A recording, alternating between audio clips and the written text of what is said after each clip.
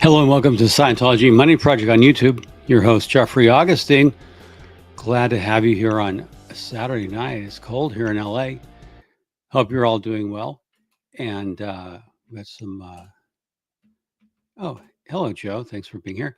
I was researching book covers and doing a project on Scientology book cover art over the years. Hello, Sherry. Glad to see you here. And style audit. Patrick. Oh, thanks for making it, Patrick.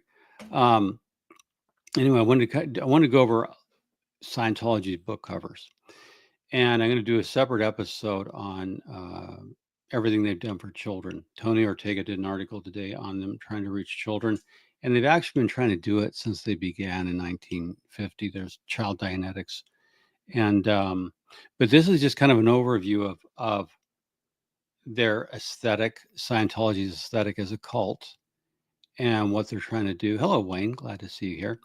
And this is kind of interesting because there's themes, and Scientology's changed over time.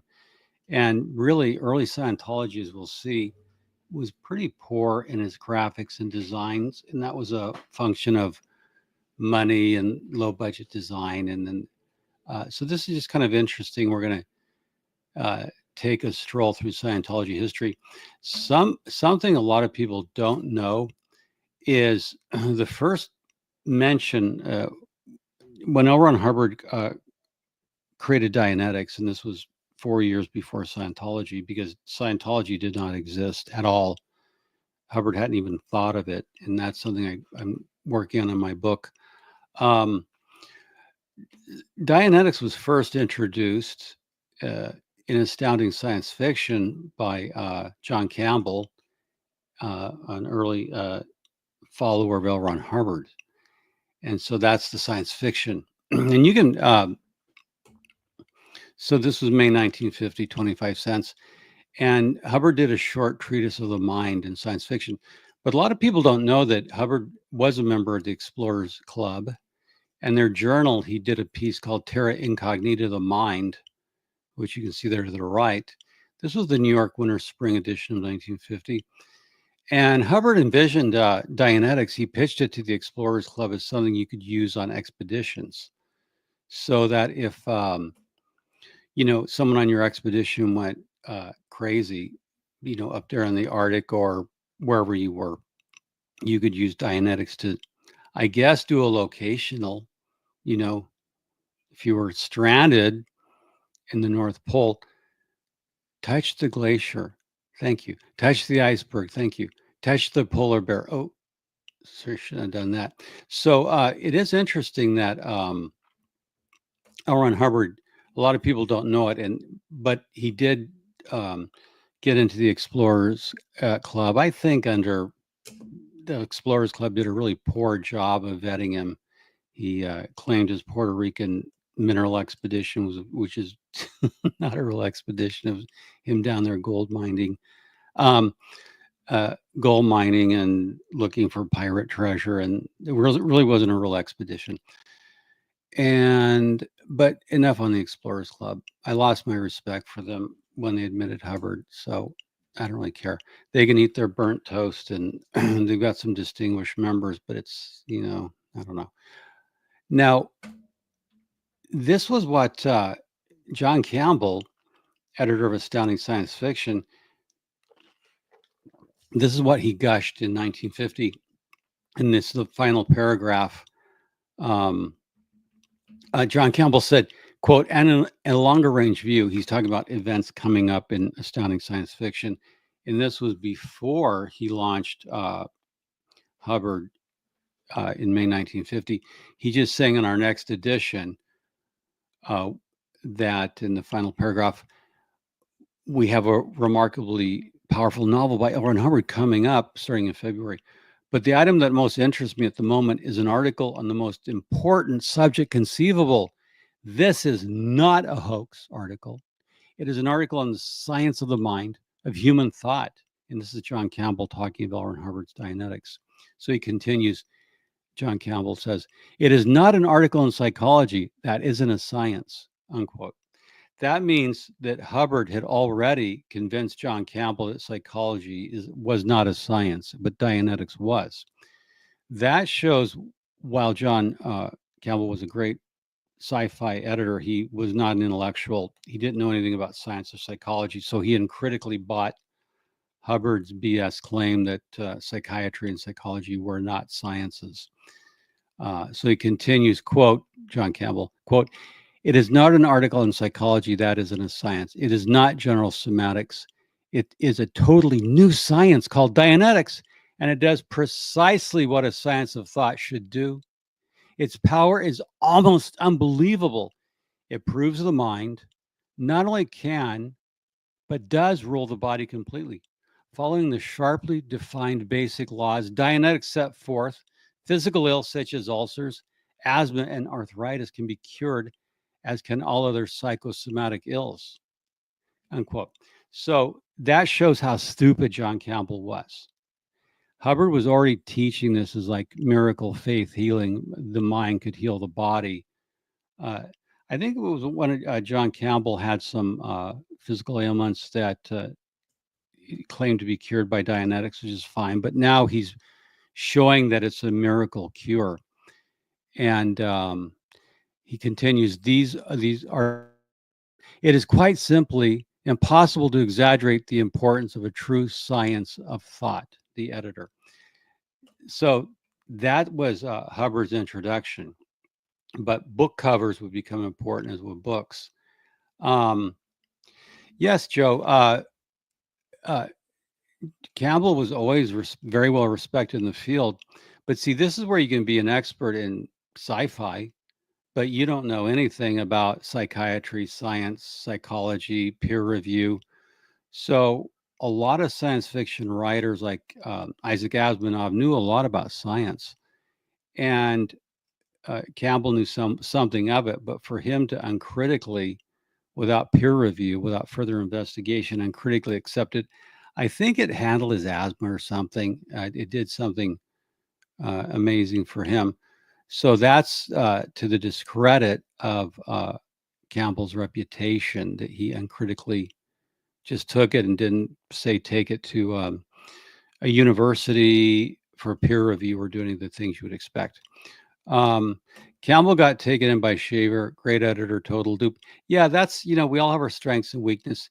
Yes, touch the polar bear, use Dianetics, touch the polar bear thing. And now after you lose your arm, the polar bear bites your arm. Yeah, Hubbard talked about as an expedition leader, which he wasn't, you could use it on expeditions because the worst part of expeditions is people would go crazy. Asimov and Heinlein were both in the same government department during World War II. Yes, they were called in to, like have a brain trust to see if they could come up with any creative ideas. That's an interesting thing we'll cover. So let's go back to, okay, so that's the preface.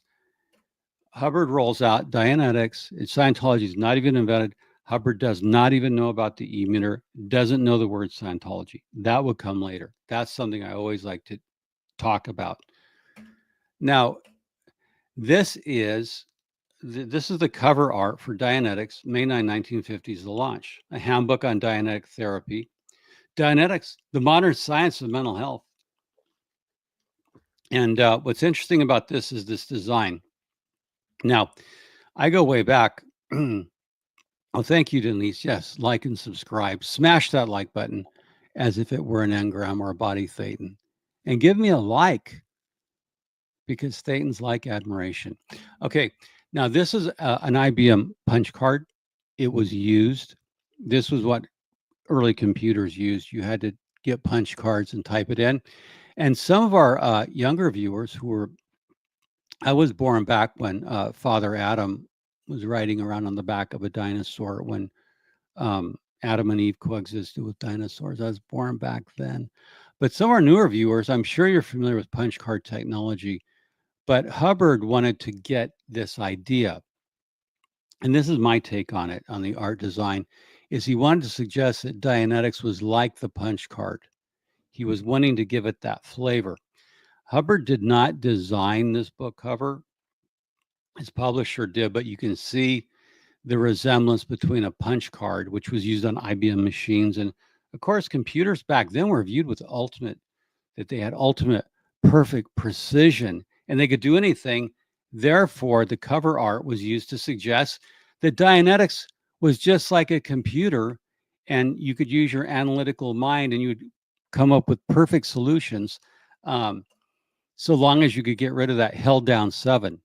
That's a funny thing on old adding machines. Hubbard said that if you were adding in the seven key, these are the manual adding machines, and if the seven got stuck, you would have a held down seven, and all your calculations would be wrong if you had a held down seven. So if you had the perfection of Dianetics to get rid of your engrams and held down sevens and mistakes, you would be a perfect clear. You wouldn't have any diseases, ulcers, arthritis, asthma, leukemia, and so on and so forth. That because this was computer science applied to the mind. Amazing, amazing. Um, Now, this is an interesting thing I found. Harry Truman, one of my true heroes. Um, this was a $75 United States savings bond. And this was on a punch card, basically. They printed on an IBM punch card, which had sophisticated chemistry. Only IBM could really make them. And you can see hole punches in it. So that when you went to redeem it for whatever period, 10 years hence, they would put it in the punch card. So this is also a pretty cool looking savings bond with Truman on it. I just like this as a piece of art, but it shows the punch card technology. Um, the point I'm making here is that punch cards were familiar to the public at large. And people who bought savings bonds, and these were a lot of the same people who bought war bonds during World War II, same Americans who bought war bonds, were familiar with punch card technology. So therefore, by linking the book cover to a known scientific technology, it tended to give credence in the mind of a lot of people who knew punch cards were scientific, and they would therefore believe, like John Campbell, that somehow Dianetics was equally scientific. Now, this is an interesting thing I just wanted to show you. When Hubbard launched Dianetics, he would put a picture, he'd run ads in newspapers, and he would put a picture of Dianetics. Here's the Emory Bird Thayer. Emory, this is a Kansas City something. Coming to meet L. Ron Hubbard, author of Dianetics. So this was a department store when Ron was in Wichita, Kansas. And so he would use a picture of the book and he would buy newspaper ads. And Hubbard made personal appearances at department stores because back then, department stores had book departments. So it says, Mr. Hubbard will be in our book department Monday afternoon, October 23 from 12:32 to autograph his book. If you cannot come in, phone or mail your order. So there you go. Now, this other ad I've used before, it shows, this is an LA paper, table pads from the Royal Table Pad Company over there on Pico. It's no longer around. People don't use table pads. These were asbestos insulated table pads. That's how stupid we were back then, raising the children around asbestos insulated table pads. But there, Hubbard put a little cheap ad right under the Royal Table Pad Company there on the right. Lecture by L. Ron Hubbard, author of Dianetics, Shrine Auditorium, $1, including tax. Thursday, August 10, 8 p.m. And then he would take out the ad, how to get Dianetic reverie, lecture, instruction, demonstration. A new precise technique assures you that the patient is in genuine reverie. Now, what this is Hubbard hypnotizing people. But Hubbard badmouths hypnosis when he was hypnotizing people, but he would call it a Dianetic reverie. And propaganda is, of course, just redefinition of words. So Hubbard called his hypnosis a Dianetic reverie. And this is interesting because he wanted punch card technology, but he also wanted to use hypnosis. So you can kind of see where he blurs the lines. He's wanting to be scientific, but he's just using hypnosis. And he's making claims of miracle faith healing through he would get you in a Dianetic reverie and erase engrams and so on. So you can see that Hubbard's straddling the fence. He wants to be scientific, but he needs hypnosis. Sometimes he even uses drugs. Now, this is some of the slides I blacked out. I redacted certain things, and I'm going to put them in another episode. This was anyway, Dianetics, the evolution of science. I just wanted to show you the aesthetic here, that the early books of Scientology were cheap. They were softback, just basically pamphlets, small booklets, and you can see how cheaply this was done. So after the launch of the hardback Dianetics, he's putting out these little paperback pamphlets. This is a collection you can buy on eBay, but it shows early scientific literature. I'm sorry, early Scientology literature. And so you can see the quality early on. Hubbard did not have a lot of money. So they were using, their aesthetic was just simply to print cheap little tracts like Jack Chick, pamphlets that are distributed by Christians.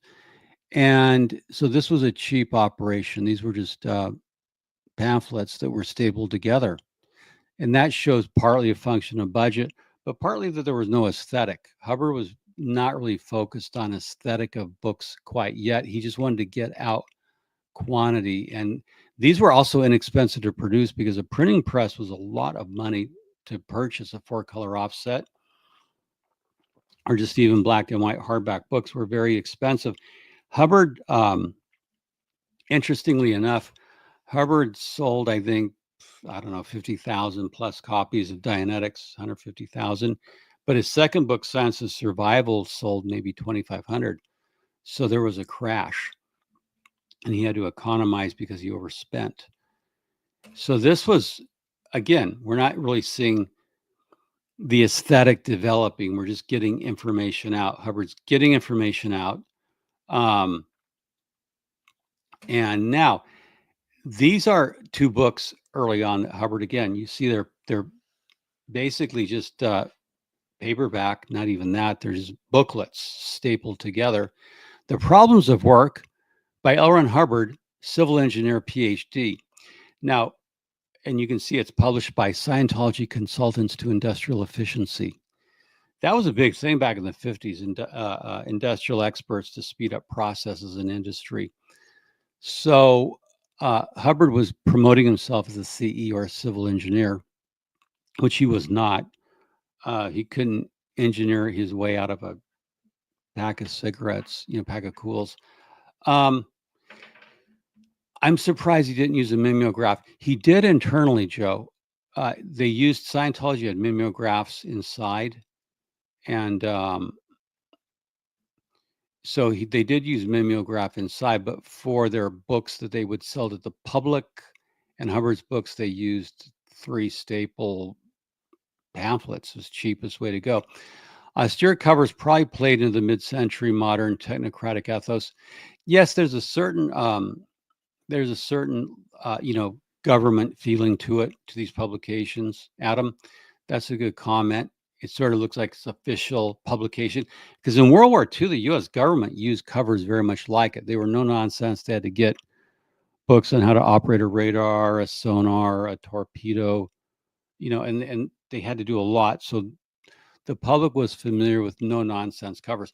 This one book, A Key to the Unconscious by L. Ron Hubbard, Symbological Processing, that fell out of print. That was hidden because Hubbard basically plagiarized the work, and he was trying to do symbological processing. But you can just see the cheap quality of it, and that's interesting. So, but again, he's falsely promoting himself as a PhD.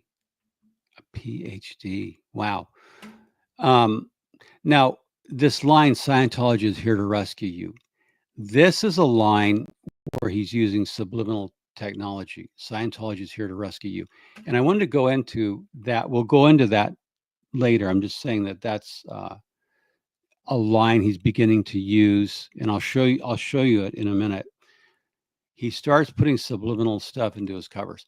Now, this handbook for pre-clears, this was the first time Scientology was ever used in the public domain. Hubbard, uh, the U.S. Patent and Trademark Office, he put it into commerce, so we'd have it. And this was Wichita, Kansas. This is the first time where he gets Don Purcell's e-meter. He gives Don Purcell the bankrupt Wichita Foundation, and he launches Scientology, which was not a church at the time. And you can see this this other book, To Adam's Point, an austere cover. Look at that title, Scientology 880, The Discovery and Increase of Life Energy in the Genus Homo sapiens. Wow, it's wanting to sound like this is the genus Homo sapiens. And it says by L. Ron Hubbard again, civil engineer. And then, but this time he's a doctor of Scientology. In addition to being a PhD, he's awarded himself a doctorate in Scientology. Impressive. And then he gives a formula over there, life equals EI over R some minus F. There's a formula. So L. Ron Hubbard's applying mathematical formula to life. And anyway, these titles just crack me up. The discovery and increase of life energy in the genus Homo sapiens. You could translate that to eat your Wheaties. Eat better, go on a diet, don't use pinks and grays, and you'd have an increase in life energy if you're not boozing it up. Now this series of covers, this comes into use early in Scientology. This old man, wise old man, Hubbard really gets fixated on this. This old man, I guess who is he? Is he Moses? Is he Aristotle? Who is this Caucasian figure? But if you look at the bottom of the covers, it says, Scientology is here to rescue you. So this is the beginning of Hubbard using messages that are overt but subliminal. Scientology is here to rescue you because you're in need of rescue. So, but look at that. He uses it on the fundamentals of thought. He also uses it on Scientology 880. So this character, this old man, Hubbard got the idea that, and we know this from Jefferson Hawkins, whose work I really like. He said that Scientology's book covers, L. Ron Hubbard believed that if you use the right image, it would affect you. It could key you in, re-stimulate your engrams, your reactive mind, your BTs, and we'll get to that later. But if the cover would subliminally affect you such that you would feel a need to run, not walk, run to Scientology for help. And Hubbard, in a very occult sense, and also a very World War II propaganda sense, believed that images were very powerful and they could drive you. So that if you read this book and you saw a wise old Yahweh-like figure, and this could be Yahweh, we don't know where the image comes from, but it could be to suggest William Blank's Ancient of Days, Yahweh, some authoritarian Caucasian male figure, because Hubbard's audience by and large back then was Caucasians and remains so. Scientology is very much a Caucasian-centric religion, and this is true, except if you're a Sea Org slave that they can recruit out of some other country, especially Mexico. But if you see all the whales, they're largely Caucasian. They would respond to that.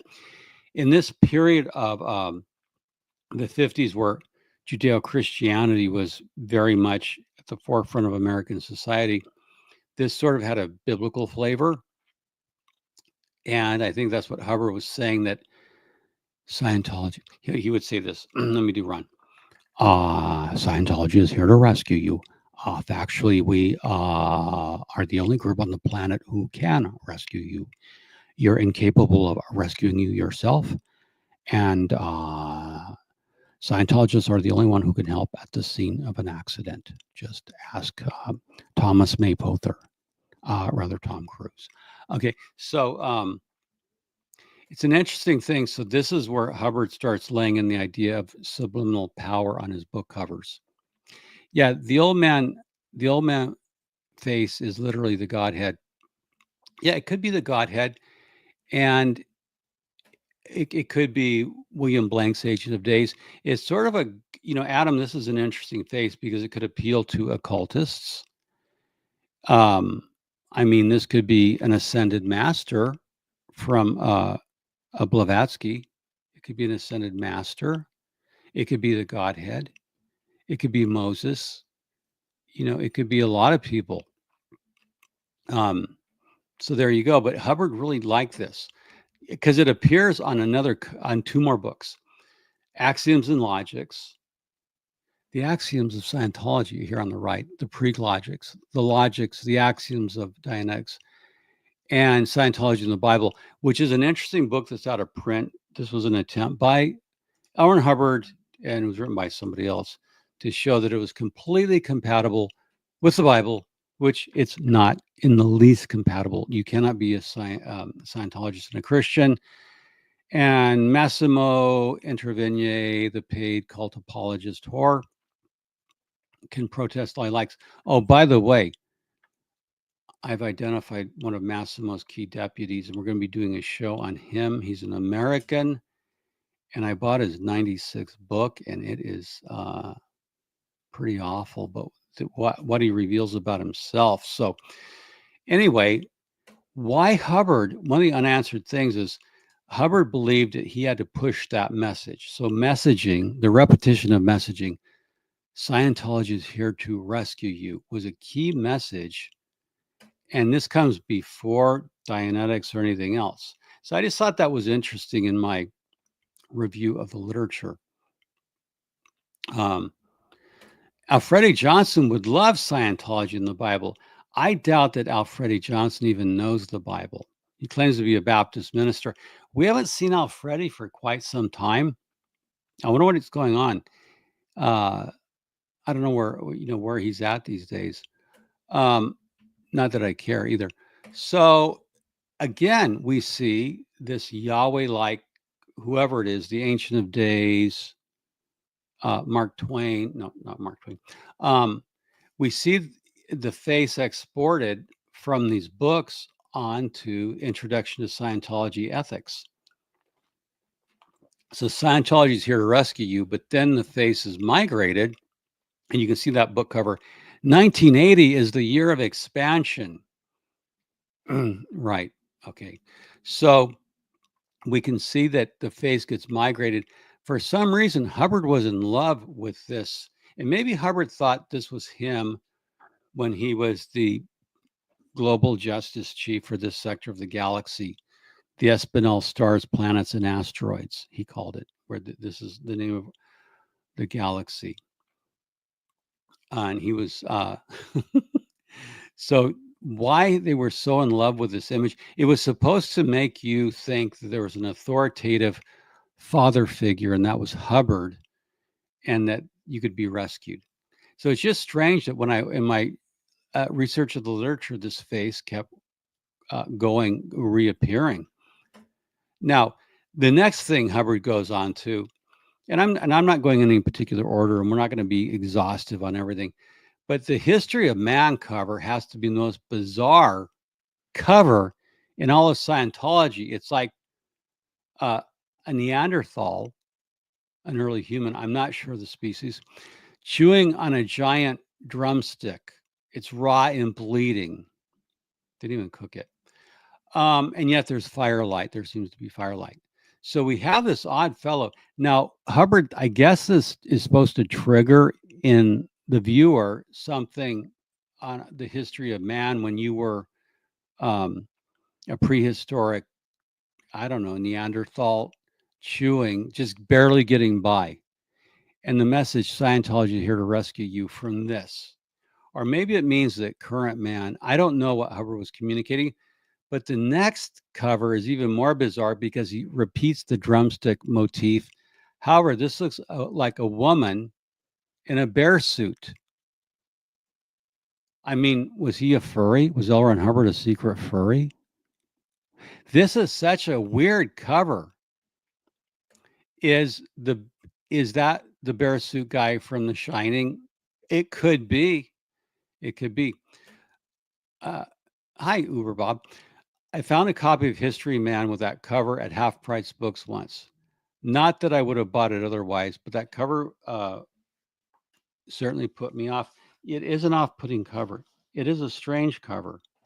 Let me see. Yeah, so I can't like I don't know what was going on, and this is sort of a fun parlor game, if you will, of like what is going on with a woman. Okay, now on the right, the creation of human ability. So she's sitting on a stage. There's a curtain, the stage curtain behind her. There's a green chair. She's in a black bear suit. She's Caucasian, and she's chewing on a turkey drumstick. It's a performance art, maybe. I don't know. I don't know. And yeah. So, what is this all about? What does it communicate? I mean, share with me in the comments because I don't know what the hell's going on with this. I've seen it. Let me see if I have it here. Oh, I think I might have. Hmm. No, I don't have. I have some of my Scientology books at hand to use in my podcast. Uh, but yeah, these are bizarre. I got to tell you, this is just weird, weird covers. Okay, so now I redacted another book. Now so in the previous one, we see the caveman chewing on the. It's not a turkey drumstick; it's much larger. Maybe it comes from a small triceratops. I don't know because it's old. And turkeys, did they exist back then? I'm not a scientist. I don't know. But he repeats it in Technique 88 before Earth. Before Earth. This is called Incidents on the Track, Technique 88 before Earth. So now we go before Earth, you were on another planet and you were still eating a drumstick of some sort. So he repeats it. So for some reason, just like we saw Hubbard fall in love with the Yahweh-like figure, uh, we now have him repeating this love of someone chewing on a turkey drumstick. Maybe it was Hubbard on an acid trip at Thanksgiving. I don't know, but he repeats it, and it's supposed to stimulate in you something. I don't know what. Now Hubbard jumps to these angelic figures on the right. They're clearly angelic because they have wings, and angels have wings. We know that. So there's a female floating, hovering, levitating in midair. And then there's a fleshly soldier, but he's an angel, and he has a metal helmet on and body armor with a sword. And so this is supposed to have some sort of spiritual significance when you view it. She's sort of pointing him onto something, and he's guarding something. So this is some kind of maybe some biblical stuff or some occultic stuff. This is sort of a melange of. She's got long blonde hair, and is that supposed to be L. Ron Hubbard? Because this guy's got red hair, and those boots are really weird. It's like shoes with shin guards. I did, and he only looks like he has one leg. Normally, you should draw in the other leg because he just looks like he has one leg and one shoe. It's not good art. You know what? This is just not good artwork. I mean, you're supposed to draw both legs on a person. It's crude, but it's supposed to be doing what? I don't know. One of the Knights Hublar. It's correct. Thank you, Style Audit 1A. Yeah, it's the Knights Hublar. So now the next one is the Phoenix Lectures. There's a bright red background. Can't miss it. Now you have a Catholic priest with a Confucian, it looks like a Confucian holy man. And the Phoenix Lectures, I don't understand this cover, But again, it's supposed to be doing something to us or for us. And it's almost like caricature. So you see the Christian cross, which is supposed to suggest to you that this is Western wisdom from the Bible and the Eastern wisdom. So this is Eastern, Western. Hubbard's trying to say Scientology incorporates both sensibilities of the East and the West, because the vastly superior wisdom for sale at your local Scientology org. Again, strange stuff. Maybe all the eights indicate the age of the art. Yeah. The thing that always gets me is exactly what you say. The art of these is crude and terrible. Correct. Yeah, the early art was crude and terrible. With LRH's contacts in the pulps, he should have been able to hook up with one of his old cover artists. True, Bob, but that would have cost money. He would have had to pay royalties. He wasn't going to pay anything. The Phoenix lecture is trying to restimulate our Anglican implants. Oh, Adam, that's a good take. Yeah, all of our good Anglican, Catholic implants, Christian. Actually, no, Protestants didn't really go for that Anglican look. And these are old boys, but we do have an angel, so weird stuff. Now then Hubbard went into a thing where he had these space opera. When he started getting space opera, these are two really weird covers, because you have soldiers with white helmets, which would not allow you to be camouflaged at all in the event of actual combat. And this cover in Dianetics 55 has always been strange to me, because you have a white helmeted guy. Now he has two legs, which unlike the other Hubbardite knight. But it's weird. He's pulling the serpent out of the tree, and that's likely an allusion to the serpent in the Garden of Eden, that Scientology has the power to take the serpent. But it may not be, because the serpent in occult literature, in which Hubbard was steeped in the occult through Jack Parsons and Aleister Crowley, it could signal a lot of things. But this soldier's pulling a green snake out of a tree, and he's in a white uniform, and he has to have a steel helmet on, because if the snake bites his skull, I don't know what the deal is. But I looked at it. They're pulling the serpent out of the tree. They could leave the serpent in the tree, but no, he has to pull him out. And it's weird is if you look at this, if you look at the guy with pulling the snake, you can actually see the stitching in his shirt, which is really crappy art. Like, Hubbard felt the need that you had to draw the stitching on, so we understood that this was a stitched shirt. It's like, the details. Now the grass is laying flat with the snake, and so the grass is, and then but you have the grass is sort of ill-defined. It's laying flat, like they just got done mowing or something. I don't know. And the leaves are very detailed, and the serpent's tongue is out, and so this is now the next one, Dianetics, the evolution of a science. We see a crew loading red boxes into a spaceship. Have no idea what it means. It doesn't re-stimulate in me anything. It's sort of like, this was before the Sea Org existed and the Guardian's office. This was pre-Sea Org. So these are not Sea Org, but maybe they're the loyal officers of Elron when he was fighting Xenu back then. When L. Ron Hubbard believed that way back then he defeated Xenu, and Captain Bill Robertson said his name was Elron Elron something. I forget, Elron X-ray. I don't know, but he believed that he had battled. That he was, he had led the battle against Xenu to lock Xenu in an eternal mountain prison electronic mountain prison, which was powered by an eternal battery,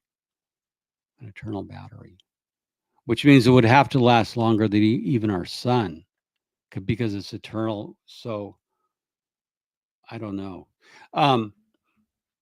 But this again, cover, oh yeah, L. Ron Elray. Thank you. That's what Captain Bill Robertson called him.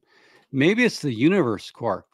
Well, the Universe Corps was supposed to be a group of auditors that were going to give Sea Org members their bridge. Did L. Ron Hubbard draw these? Unknown.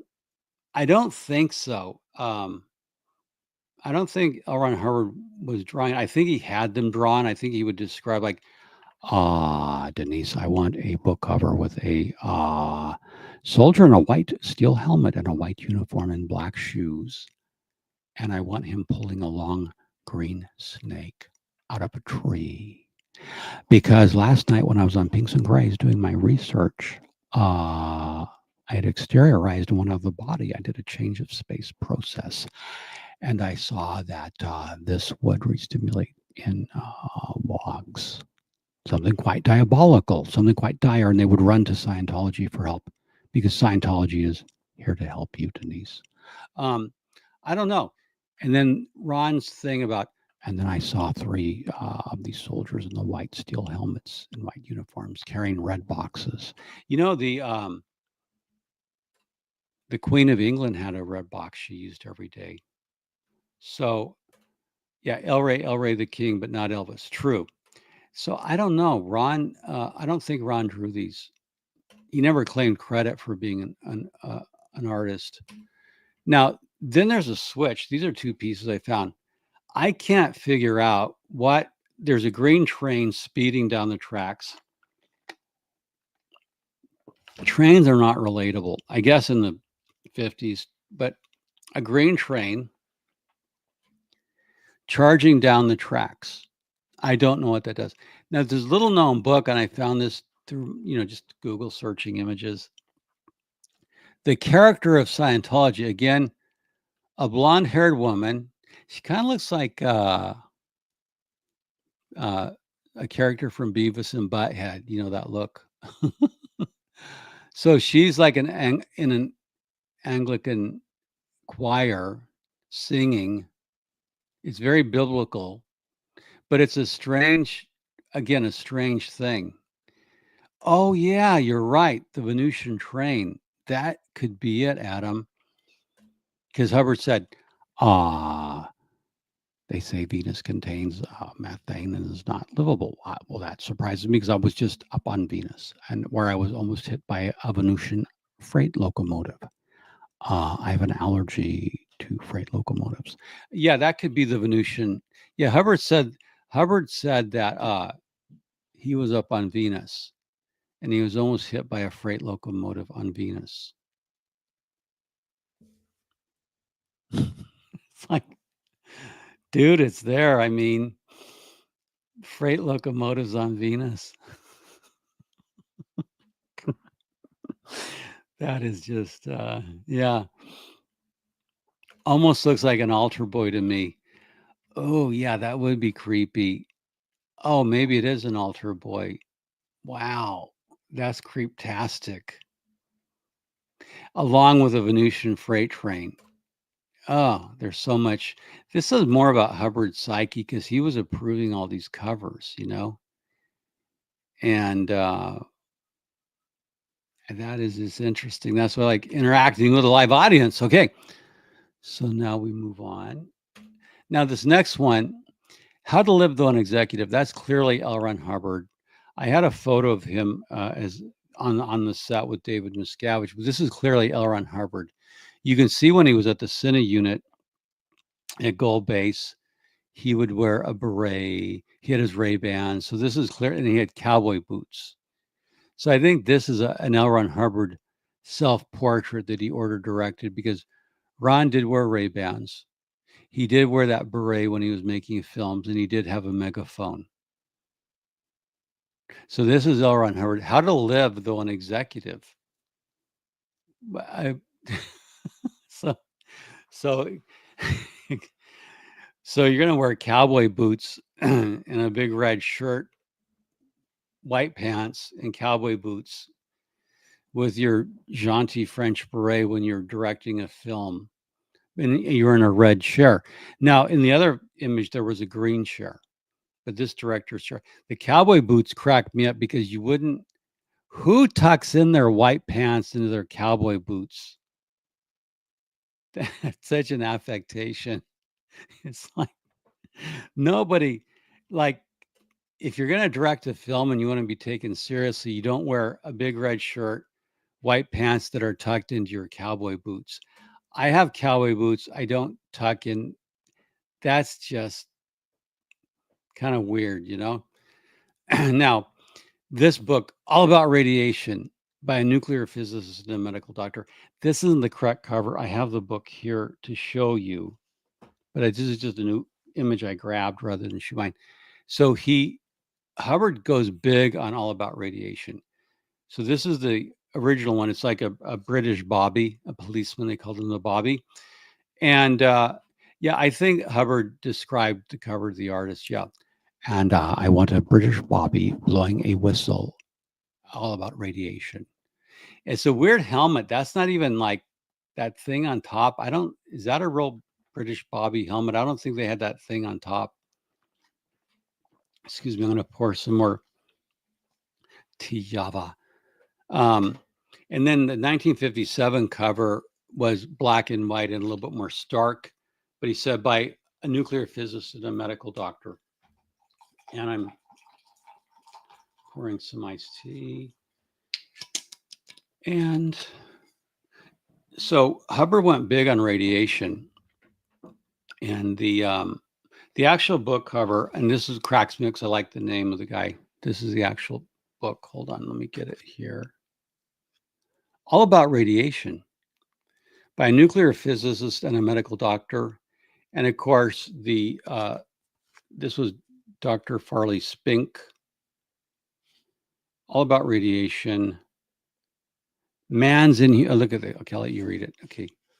All About Radiation. Are you seeing that correct way? I'm looking at it backwards on my screen. You're seeing that the correct way, though? All About Radiation, Man's Inhumanity to Man by a nuclear physicist and a medical doctor. And that was Dr. Farley Spink. And he says, this is from the Church of Scientology, Mission of Davis. Oh, they actually used a stamp. So, that was an easy way to do it. They just bought a stamp and stamped it. So they would have just taken their Mission of Davis stamp. I have the stamp. I have the official stamp. I have one of these. So I can stamp passports and other official documents. So All About Radiation. Let me just see what edition this is, because we're going to see two more covers. And this book was written out of the proceedings of the Congress on Nuclear Radiation and Health. So L. Ron Hubbard actually had a Congress on nuclear radiation and health. Yes, radiation sold everything in the 1950s. Yeah, they sold all kinds of stuff. Yeah, it looks like the crest of a Roman helmet. It is a weird design. It's just a weird design. Okay. This book was written out of the proceedings of the Congress on Nuclear Radiation and Health, given at the Royal Empire Society Hall between April 12th and 15th, 1957, by the courtesy of the Hubbard Scientology Organization, 37 Fitzroy Street, London, and transcribed as requested by members of Parliament and furnished to them. So Hubbard is saying that the members of Parliament requested a transcript of the Congress on radiation. That is such bullshit. That is just pure bullshit. Look at, you don't believe me? Okay, let's read it here. Okay, so I think, yeah, read that. Like I said, I'm looking at a mirror image. So if can someone say in the comments if that's coming out so you can read it, or is it backwards? I'm getting confused because I'm having a change of space process. But anyway, it's saying that the members of Parliament requested a transcript of the Congress. It's good. Okay, thank you, Joe. It said, see, the e-meters intended or effective for the diet. Oh, look at that. The e-meter is not intended or effective for the diagnosis, treatment, or prevention of any disease. So he had to put that in. Oh, look at this. Look at this dedication. Let's read this. To Sir Winston Churchill, who to Sir Winston Churchill, who could have written and said it much better, and to Dwight D. Eisenhower, who could said it if he had a little more cooperation. The authors. So, look at this. We're going to get the facts about the atomic bomb. Wow, the facts about the atomic bomb. Hubbard claimed that he invented, he was asked to help invent the atomic bomb.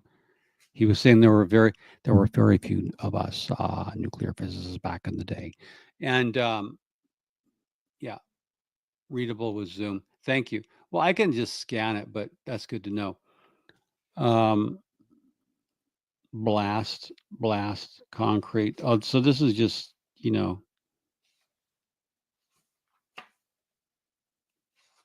yeah, this is what is radiation? He says radiation, Dr. Hubbard says radiation is either a particle or wavelength. Nobody can say for sure. No, you I'm not even I'm going to get into this another time. Let me mark it. Yes, you can say radiation is, Hubbard says, radiation is either a particle or wavelength. Nobody can say for sure. Well, it's particles. I mean, it has a wavelength. There's the wave particle duality. I'm not going to even get into this. But for him to say nobody can say for sure, one moment everybody says it is a wavelength, and the next they say it is a particle. I'm going to mark this and do a whole episode. That's just stupid. That's like, you should know that right away. Now, Hubbard was big on radiation. These covers didn't come out. I apologize. He did 2 more covers on radiation. And for some reason, when I did my, I uploaded my PowerPoint and then it was too big it was exceeded 50, whatever the limit is on StreamYard, and I reloaded it in pieces. So some of the things aren't there.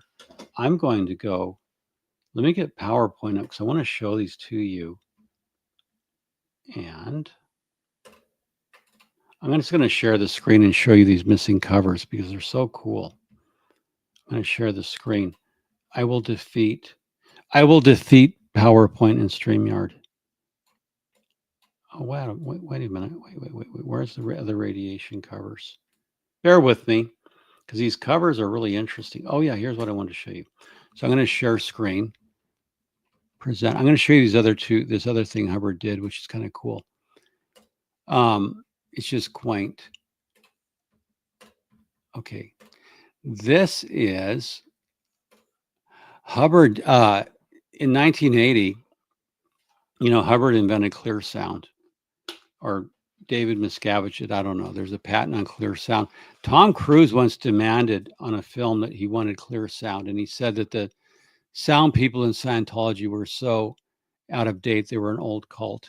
But this was Hubbard went big on radiation. He really, really liked it. So we see this, and he wanted to keep selling the product into the 80s when there was still the big threat of nuclear war, is very big. And so this is one of his things where he uses the mushroom cloud. So he goes from his older 50s images, 60s, to radiation and your survival. And you could learn all about how to survive radiation by buying these 5 cassettes. I thought this was pretty quaint to look at. You can go online if you have a cassette player and buy this set. So there you go. Now on our next thing, I'm just going to go for this. I can use this right now. The Book of E-meter Drills. Now, this is an interesting thing. On the left, it says compiled by Mary Sue Hubbard. I believe this was one of the few books in all of Scientology that did not have L. Ron Hubbard's name on it at all. There's a couple of books like by John Sanborn, The Basics of the E-Meter, Ruth Winchell, I think Winchell, so compiled by Mary Sue Hubbard. But look at the basic art that it shows two chairs, a meter, and cans floating. He's trying to get artistic. In this other one to the right, understanding the E-meter, he has, if you'll see, a compass and a protractor. And the E-meter, this is supposed to suggest that the E-meter will always point true north. If you go on the E-meter, it'll point true north, away from all deviations. So that's an interesting cover. And then we go into the 80s, early computer art. He does this early, this is a very 80s flavored piece to the left. L. Ron Hubbard introducing the E-meter because he has space laid out in grids. But what you'll notice is he puts the grids inside of the dial of the E-meter. And then he continues them out into space.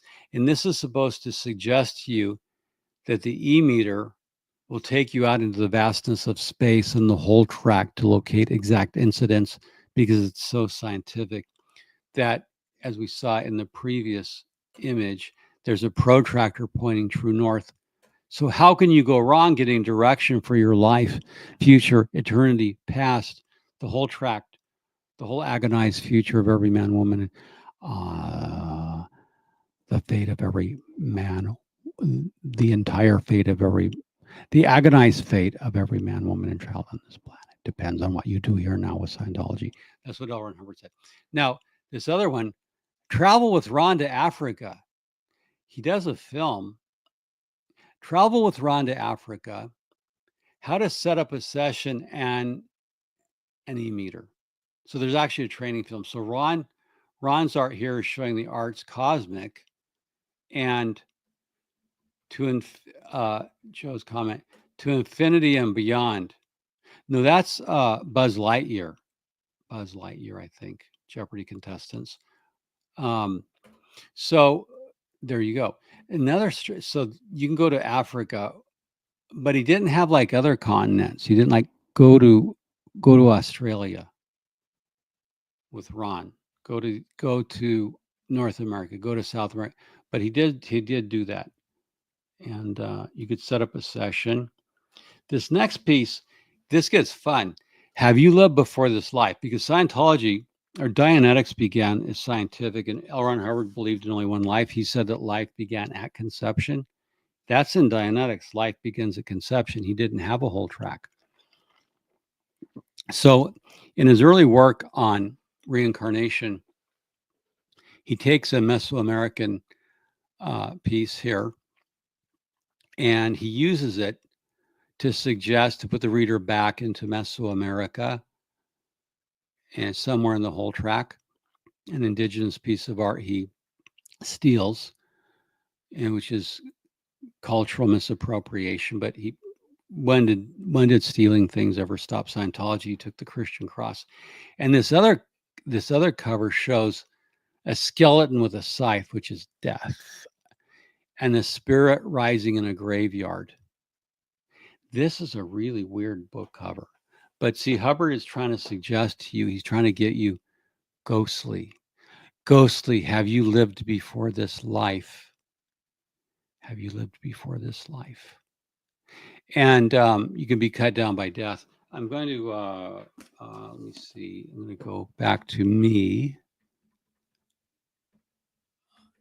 These darn controls. Oh, I see I'm using two. Okay, now, this is the book, Have You Lived Before This Life? L. Ron Hubbard. So the yellow stripe says, by the author of the #1 bestseller, Dianetics. So when Jefferson Hawkins and his team, they did that thing where they got Dianetics on the bestseller list in the 80s by having Scientologists go out and buy copies of Dianetics and buy copies and get on the list. They were pushing, now that it was a #1 bestseller, they were reissuing a lot of the older books with new covers. So instead of going to the Mesoamerican cover, which wouldn't sell in the 80s, they needed new art. So they issued this one. And it's very ghostly. And there's a lot of stuff on the back, a lot of information on the back. And these are like these people discover that they have lived before. An actor, a psychiatrist. Wow. They put a psychiatrist, a tennis coach, a movie producer, a housewife, a sculptor, a nuclear engineer, a jazz musician. A nuclear engineer says, these incidents were as natural to me as any other of this lifetime once I recalled them. So Hubbard was big on, let me go back to, was big on this on his covers, but you can see he goes into newer covers. I have to go over here. Yeah, I see this now. This thing he just went on different covers. Have you lived before this life? This first one we see, I guess, a druid priest holding a torch, and there's just skeletons, human skeletons, remains. And what this is supposed to do in the reader, what's it supposed to evoke? That you're moving on, or what is the priest doing? But apparently L. Ron Hubbard thought this was deluxe cover art.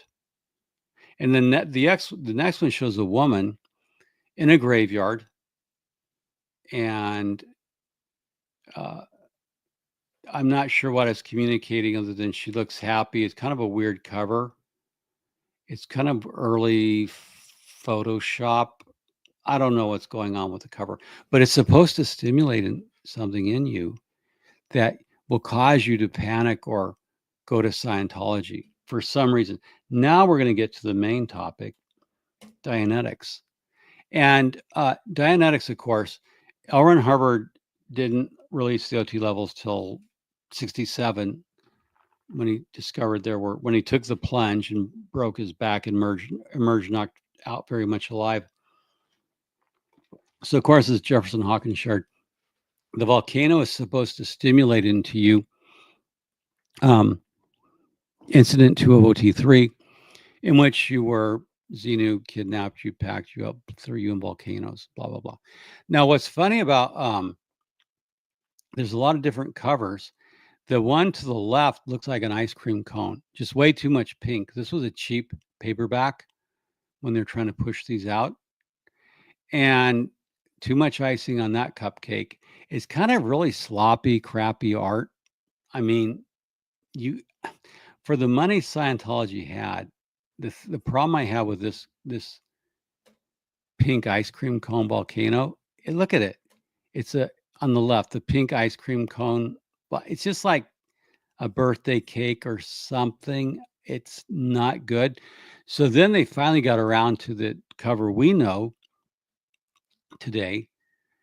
It is volcano, and you were thrown into that volcano, and then your Satan was picked up, and you were made to watch motion pictures for 36 days where you were implanted, pictures of the cross and such. Now Hubbard got real interested in this. There's variations. One, here on the left, we bring you closer. L. Ron Hubbard brought you closer to the volcano, like where you're really in up on it. And the one on the left, the Dianetics CS1, based on the works of L. Ron Hubbard, which means it was written after his death. This is a strange cover because it looks like Lucky Charms being spit out of a green volcano. I know Lucky Charms are magically delicious, but I don't know what's going on with this image. I don't know. Yeah, I remember the Volcano TV ad in the 70s and 80s. But see this green cover? It's sort of like spitting out geometrical objects. To me, it just looked like a Lucky Charms box. But it's kind of a jeweled image. They're trying to get at something here. But again, it's to re-stimulate all your body thetans and you on that incident, so you'll run to Scientology without understanding why, because you saw a book cover.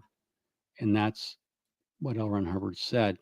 And now, of course, they'll have booksellers out selling it under the theme. I found this online. Get it, read it, Dianetics. So you see a Scientologist, a volunteer minister perhaps, at some kind of fairground, and she's got her bag and she's promoting Dianetics. Get it, read it. And that's, that was their line. Well, read a book. There you go. Get it, read it. And let me see. I've got to get to, so I'm going to go off for a minute. I've got to get to my, let me see. Oh, I have another thing they did at a stage. Okay. Dianetics actually had, during this period in the 1980s when Dianetics was pushed back on the bestseller list, they got Michael and Mario Andretti. They sponsored a Dianetics Formula One. And this is Michael Andretti holding up a copy of Dianetics with a race car. And their plan was to make the racing circuit and hope they could reach people who liked Formula One. They would have better go to NASCAR. I don't think Formula One was their audience. I think NASCAR would have been better, and maybe lower their price and things. So there you go. That's they were pushing it through a campaign. They also had a Bridge Publications car, which is more modern. This happened years later. This was the older car. This was the newer one. You can tell by it's more sophisticated, more modern car. But they've tried to promote it through that, which is an interesting thing. A lot of people don't know about the race car campaign, how it went nowhere. It was a mess. It was a disaster. It was an expensive disaster. For the amount of money they spent, they got no return. Now, this book they put out, What is Scientology? This is the idea of the bridge taking you safely over the chasm. In the occult literature, Aleister Crowley talked about having to cross the abyss. And that goes back into occult thinking, crossing the abyss. It says, the text on the left, here you are, standing in thorny and forbidding ground. Wow, thorny and forbidding ground. Across the chasm is a higher plateau where things are far better.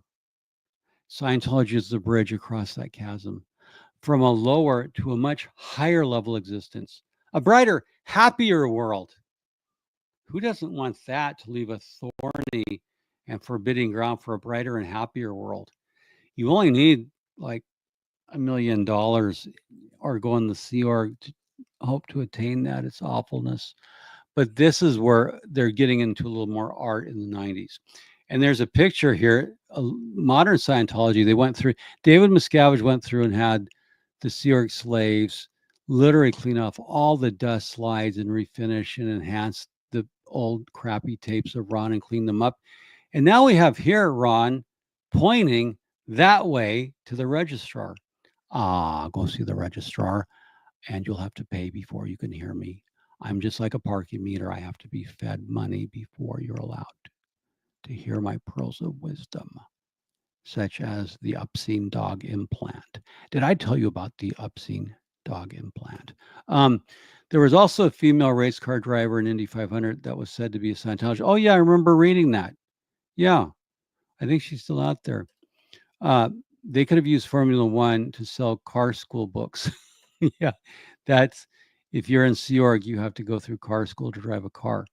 So this is sort of the imaging and bringing things up to date. They have L. Ron Hubbard, Fleet Admiral Hubbard, Cosmic Space Commander. But you can see they use a lot of images, and we're going to do this in another thing. I'm going to continue this as part of a series. They like to use scenes of the Earth and space. So you can see the Earth behind Hubbard. Now, this is a Photoshop, and I'll tell you why. The curvature of the Earth is shown with the atmosphere. So Hubbard never used that background. Those high-resolution images of Earth were not available in Hubbard's time. So this is a Photoshop or a composited image of L. Ron Hubbard in his brown coat with brown tie and they've obviously filtered him um, against a newer image in this. So this is a completely fake image. It's a Photoshop composite, but they can do that. They're a cult. Why not? Now, I want to show you something that was striking to me. The newer Scientology art uses computer graphics, clean, sleek computer graphics. So you can see the original Dianetics, the evolution of a science, what it morphed into over time when you get a budget, when you get computer design, when you get some better artists. I don't even know if they did this in house. I don't think so. I could be wrong, but I don't think they did. But look at the evolution of the aesthetic of Scientology across 70 years. It goes from printing paper, stapling it 3 times, 3 staples on a little pamphlet, to a hardback glossy book. And so that shows you how Scientology evolved in its covers. And then I like these. I went on their website today. There's an R. N. Hubbard lecture called "On Comprehending the Incomprehensible." So they have the thinker there. Yeah, on comprehending the incomprehensible. In other words, trying to get your mind around Scientology. Hello Hoax over at ESMB Redux says for every Hubbard rule, there's an equal and opposite rule. Something to that effect. It's Hello Hoax's axiom, which is famous at ESMB Redux. It cracks me up. And then they have this older State of the Man Congress. Hubbard was in love with Greek imagery, as is the church. So here they have a Greek statue broken in a million pieces with a planet behind it.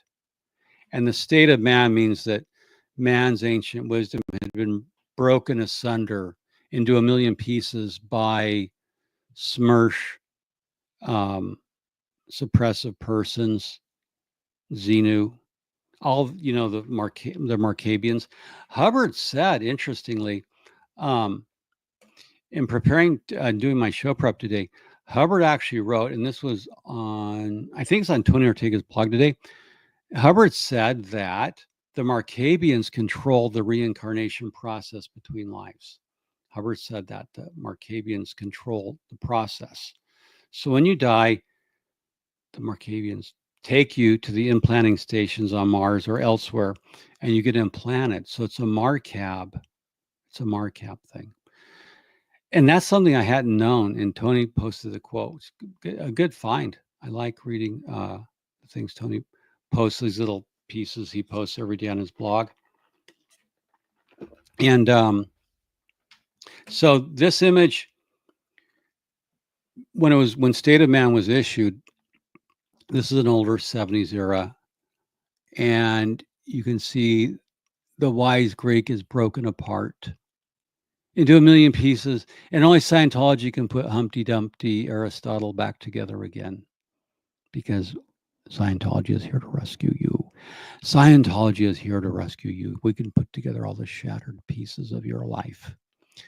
And yes. So but yeah, look at the difference in aesthetic, comprehending the incomprehensible, which you cannot do in Scientology, but let's just pretend you can. And now these two covers, they've gone to, modern sleek covers. I'm going to show you a few in a minute. Overcoming ups and downs in life. So there's two staircases, one going, well, you actually a staircase, you can go up or down, but there's one staircase that appears to be going into the abyss. The other appears to be going up. Now this book, and I wanted to put this up there, Successfully Parenting Tweens and Teens. I want to get that and read what kind of crap it says based on the works of L. Ron Hubbard. It actually tells you how to successfully parent tweens and teens, Scientology parents. Oh, bitch, really? That book I'm going to get and do an analysis of. Other YouTubers can. I didn't even know this book existed, but as I was dumpster diving through Scientology's website, as I often do, I hadn't seen this. So they're going to, I want to do a show on this, how to successfully parent tweens and teens, because I've never seen it happen. Never seen any successful parenting of tweens and teens at all. Now, this aesthetic I just wanted to show. when David Miscavige took over, everything became gilded, every surface became covered. And Mitch Brisker mentioned the word, there's a term for when you have to cover every possible surface. And I don't recall, um, but there is a term for it where you have to just cover everything. Look at Miscavige, cannot leave any surface uncovered. This is Scientology, an overview of the world's fastest growing religion. An exclusive briefing by Mr. David Miscavige, chairman of the board, Religious Technology Center. This is over at Celebrity Center, over by Karen and I's home here in Los Feliz. And look at how ornate that. So David Miscavige took the aesthetic, the crude aesthetic of Hubbard, and up-engineered it. And Henning Bendorf is said to have been a lot of, he's a Sea Org member who did a lot of the aesthetics. So I believe that Henning Bendorf was part of the aesthetic, over stylized things we see on the left with David Miscavige. Now, Battlefield Earth, I just brought this poster out because it has a volcano-like energy. It has a volcano-like energy. I also wanted to mock the worst movie ever made with John Travolta based on L. Ron Hubbard's book, Battlefield Earth, was the worst movie ever. But it kind of has a Dianetics design in it, because you see a sinister person and then what could be a volcano and the hero fleeing from the volcano and pursuing Marcab ships. So that's kind of the aesthetic there. But it all summates. Scientology summates in the age of David Miscavige into this glossy, really overwrought. This looks like a game show on TV, a game show. It's just like this over stylized, way oversaturated in color, stage set like a Roman emperor or something. I don't know. And you've got L. Ron Hubbard to the left in his tuxedo. But this is what the summary came from. So you come from very crude beginnings to this highly over stylized, glossy stuff that you're selling. So that's an interesting excursion we went through, because we see how crude this is at the beginning. And we noted that it was just pamphlets. And then when you get some money, you can do this. So that's a pretty vivid contrast between this and this. There you go. And of course, I remind you, Dianetics, get it, read it. We have a VM urging you to do so. So a couple things I want to show you. The packaging. So we saw the older packaging with death. Let me get that reflection. Death with a scythe coming for you to cut you down. Cut you down. This is another book that I found in my collection. How to improve relationships with others. This is so 90s. This could be out of Seinfeld. You know, it used to wear pink shirts with your sweater draped over your neck if you were a man. So how to improve your relationships with others. And their love of planets. And this is something I've shown before, but let's look at, this is Dianeticists and Scientologists, the first International Congress. This is when Hubbard got Dianetics back from Don Purcell, and he reunified Dianetics with Scientology. So they like planets. They like to have a lot of planets. This one is an intermediary. This is an intermediary species. Before they went full David Miscavige and glossy, and they were getting out of L. Ron Hubbard awfulness. This is the State of Man Congress. And that is meant to, State of Man Congress. That's meant to suggest Da Vinci's Vitruvian Man. Absolutely Vitruvian Man. But this is sort of an intermediary species of design, awfulness in design. And finally, hold on there. And this is one of the books It's so shiny. It's so shiny. L. Ron Hubbard, it's the creation of human ability. And we saw earlier that the creation of human ability was quite awful. So they've tried to improve their graphic design. And David Miscavige bought his printing plant. And what's interesting about these books is they get what are called blowout cards. They just shove these cards in. So, oh, here it is. Exterior to ability. Oh, I'm sorry. I'm reading backwards. Exterior OT ability. So they do the marketing. The book. So anyway, the whole point is the covers have come up. Destination total freedom. And you can mail it into Bridge. So I'm going to put these blowout cards back in because I save all the ephemera and let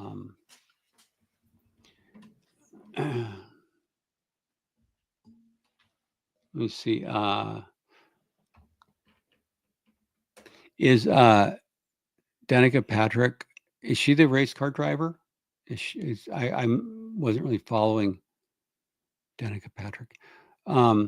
Scientology produced by Larry David Mayo. That's funny. I saw what you did there. So Danica Patrick, oh, so she's a Scientologist. Well, then that's why she got sponsored. Is the Bridge car still running? Can someone check? Anyway, that's it. Just want to show you the evolution of design. Remember all about radiation. If shit kicks off over there in the Middle East, shit kicks off in the Middle East over there and Putin goes crazy. Some madman pulls a switch, as David Miscavige said. You're gonna want this book. It won't do you any good, but when David Miscavige was giving his speech about tax exemption, he said that now that they have tax exemption, Scientology will be safe. And he was referring to the Trementina vaults without mentioning them explicitly. So that he said that, so if some madman pushes a button, the technology of Dianetics and Scientology will be safe. If some madman pushes a button. And those are the kind of fears that Hubbard was playing to. It doesn't work so much anymore. But I hope you enjoyed this excursion across 70 years of Scientology design.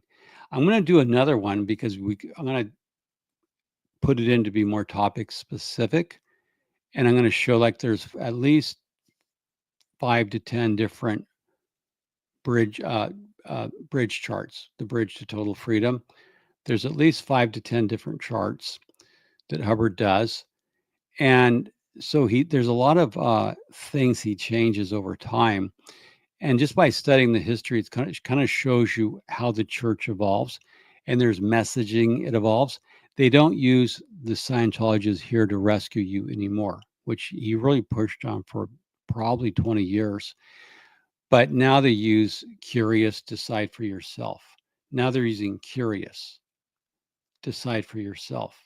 So they think that curious, then they survey everything. They think curious is, but people are mostly curious about why they still have tax exemption. That's what I'm curious about. I've still got the card that entitles me to download a download of the first chapter of Battlefield Earth. That's kind of a fun collectible item. You could download the first chapter from the San Diego Comic-Con. What a great thing to have. All this ephemera, all this stuff you can collect from Scientology. The freedom concept in Hubbard's book and advertising came from a survey of people in LA. That's interesting because freedom, they push that. Now freedom, human rights, help. And you can go on Scientology websites and it's pretty easy to see what they think people want. But yeah, freedom is a big deal. I appreciate that remark. Yeah, because freedom's still a part of it. They have a magazine named Freedom.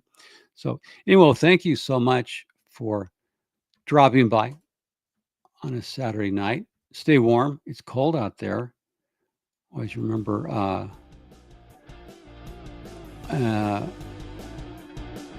well, anyway, glad you can come by. Jeffrey Augustine for the Scientology Money Project on YouTube. Please like and subscribe.